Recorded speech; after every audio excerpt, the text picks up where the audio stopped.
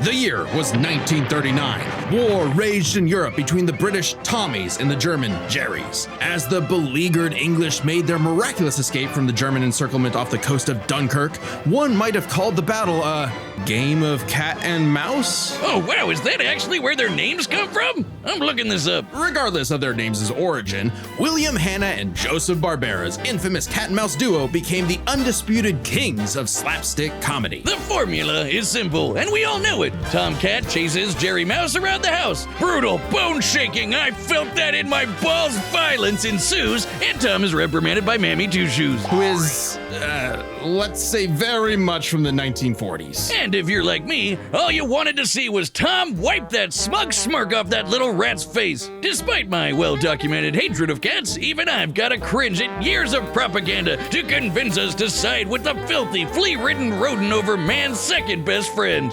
Oh, big yawn. House cats like Tom are actually some of Earth's most successful predators. They can run up to 30 miles per hour, leap 6 feet high, and despite being commonly perceived as nocturnal, they're actually crepuscular and hunt in the dawn and evening. Tom specifically is a British shorthair. They're strong, stocky Roman cats bred to withstand harsh conditions. And for Tom, harsh conditions is an understatement. Tom has collected a crazy assortment of weapons in his war against mouse kind. Sure, most of it is the stuff you can find around the average American household, like baseball bats, lead pipes, and guns! Lots and lots of guns. But he's got wackier things like a magic wand, a robo-cat, vanishing cream, and a smart cap that gives him all the knowledge in the world. I'm partial to the Sword of Light and Dark, which severs you from your own shadow, or the Rewind Remote, which can move your victim backwards through time. And you can't forget the cat car and cat jet, spelled with K's of course, but just the cat part. Tom's arsenal is heavily improvisational, which fits his quick thinking in fights over Thanksgiving turkey. Though he often loses his bouts with Jerry, it's not usually because he's dumb or incompetent. Rather, he's just genuinely outplayed. And even in defeat, he's one tough son of a gun. He's been crushed, blown up, had every bone in his body broken, shattered, melted, and vaporized to dust, and survived. Well, mostly.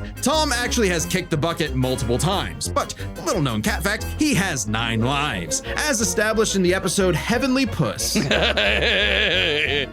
Oh, Wiz was conducting some different kind of research when he stumbled on that episode. Very funny. Even if Tom starts to use his lives up, he has a potion that just restores them. Or he can physically go get them back from hell, where all cats go. Extremely hardcore for a tune, but there isn't much of a limit to what Tom can do. He can clone himself, levitate in the air, make his imagination real, and even break the fourth wall and enter the real world. Yeah, if you only watch the classic cartoons from the 40s, you may be in for a shock. Tom and Jerry gets buck wild, much like the actual inspirations for their names. Thank you, Google. Oh, you're still on this? Dodoy Whiz. They were actually named after the 2 characters in Pierce Egan's delightful Life in London, Jerry Hawthorne and Corinthian Tom. It was adapted to the stage with the title Tom and Jerry, which later became a catch-all term in 1800s England for young drunken rabble-rousers. I didn't know you were so well-versed in Regency literature.